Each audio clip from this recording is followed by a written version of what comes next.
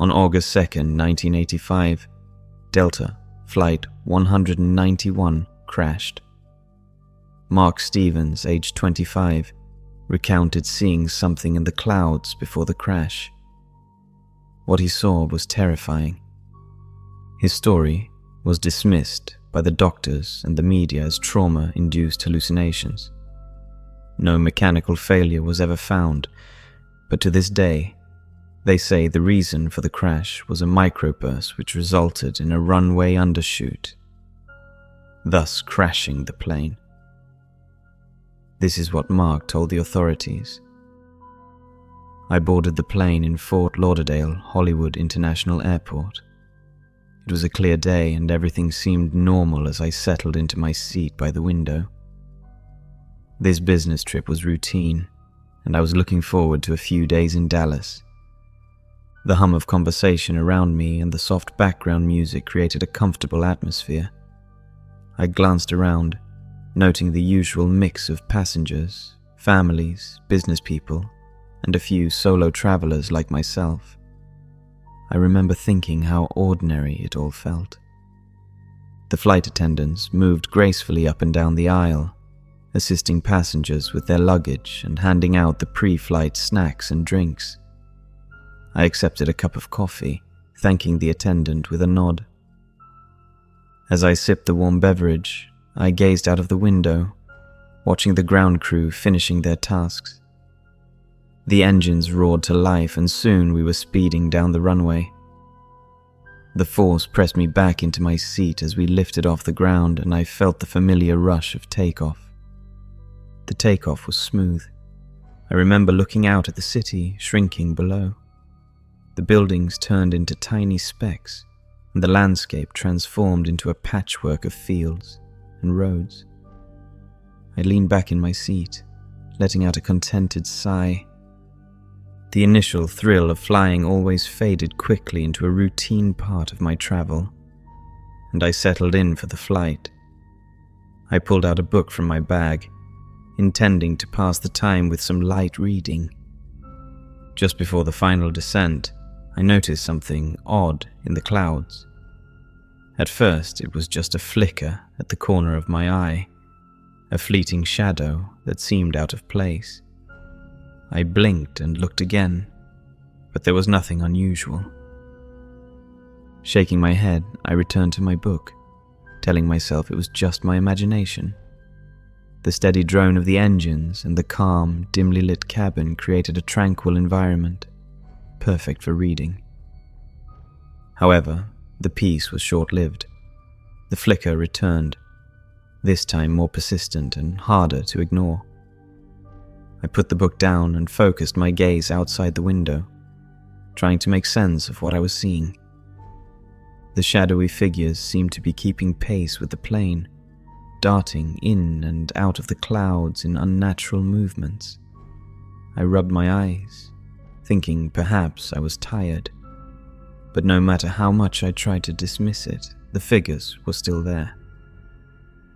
Curiosity quickly turned into unease. These weren't just shadows. They had a form, a presence that felt disturbingly real. The way they moved with an eerie fluidity didn't make sense. Clouds don't move like that, I thought. I looked around the cabin, wondering if anyone else had noticed.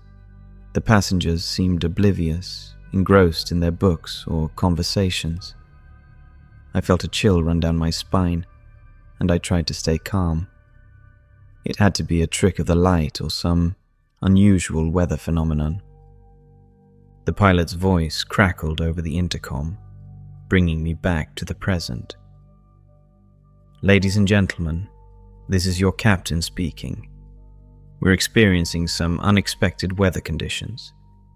Please remain seated with your seatbelts fastened and we'll be on the ground within 10 minutes. His tone was calm, but there was an undertone of concern that made my heart beat a little faster. I looked back out the window. They were still there, more distinct than ever. Passengers around me began to shift in their seats, exchanging worried glances. The flight attendants moved swiftly, ensuring everyone was buckled in and reassuring us with practiced smiles. The plane started to shake, a gentle tremor at first, then more violently. The shadows outside seemed to respond, moving closer, almost as if they were the ones moving the plane. My heart pounded in my chest and I gripped the armrests tightly. The shaking grew worse, and the cabin filled with the sounds of nervous murmurs and a few muffled cries. The overhead bins rattled, and the lights flickered. I glanced out the window once more and felt my blood run cold. One of the shadowy figures was right there, pressed against the glass, staring at me with an empty gaze. It was like looking into the eyes of something not of this world. My breath caught in my throat, and I couldn't tear my eyes away. The engines roared, struggling against whatever force was acting upon them. Suddenly, there was a loud bang, and the plane violently dropped downwards. It felt like a roller coaster. The lights flickered again, and the cabin was plunged into darkness for a moment, before the emergency lights kicked in. The panic among the passengers grew, cries and prayers filling the plane. The flight attendants were doing their best to maintain order, but fear is contagious. The shaking intensified, turning into violent turbulence that tossed us around in our seats. I glanced around, seeing wide eyes and white knuckles gripping armrests. My own heart felt like it might burst from my chest. The shadowy figure outside the window was still there, its hollow eyes locked onto mine. I couldn't shake the feeling that it was somehow causing this, feeding off our fear. Amidst the chaos, one of the flight attendants managed to make her way to my row. "Sir, please stay calm," she said, her voice steady, but her eyes betraying her own fear. "We're doing everything we can to stabilize the situation." I nodded, numbly, unable to find my voice. She moved on, trying to reassure the others. Another loud bang echoed through the cabin, and the plane tilted sharply. My stomach lurched and I heard people screaming. The emergency oxygen masks dropped from the overhead compartments, and I fumbled to put mine on, my hands shaking uncontrollably. The figure outside seemed to mock me, its expression unchanged. Through the small window I could see the other shadowy figures converging, merging into one large ominous entity. The sensation of being watched, hunted, grew stronger. I could almost feel its cold breath on my neck. The engines made a horrific grinding noise, and the plane began to descend rapidly. The pilot's voice came over the intercom again, this time more urgent. "Brace for impact! Brace for impact!" The cabin erupted into chaos, with passengers screaming, crying, and praying. I leaned forward, clutching my knees, trying to brace myself as best I could. The plane shuddered violently, and I felt the pressure in my ears increase. The descent seemed to last forever, every second stretching into an eternity of fear. The ground rushed up to meet us, and I knew there was nothing I could do but wait for the inevitable impact. The shadowy entity outside tightened its grip around the plane, almost as if it was guiding us to our death. We hit the ground with a force that felt like being slammed into a brick wall. The sound of metal tearing and glass shattering filled my ears.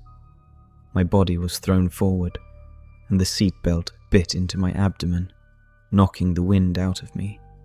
My head struck the seat in front of me, and everything went black. When I came to it, all I heard was screams, cries, and the distant wail of sirens.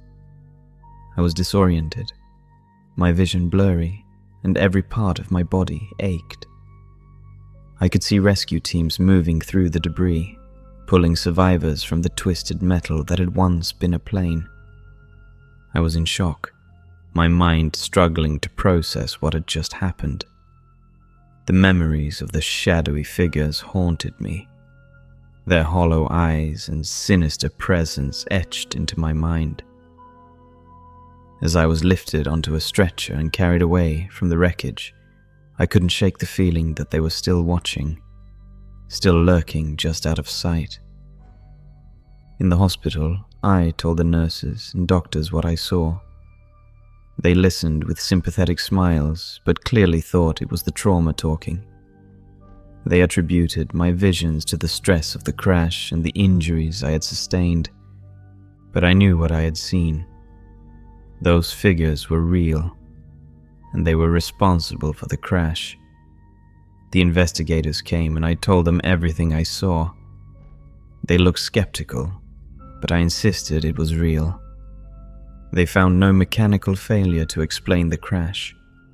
My story about what I saw was dismissed as a hallucination caused by stress. I started having nightmares and flashbacks. Those figures haunted me every night. Most people didn't believe me. Friends and family tried to be supportive but couldn't understand. I went to therapists and support groups, but nothing seemed to help. The memory of those things, whatever they were, was always there. I still don't know what I saw that day, but I know it was real. They were there, and they caused the plane to crash. For more scary horror stories, feel free to leave a like and subscribe.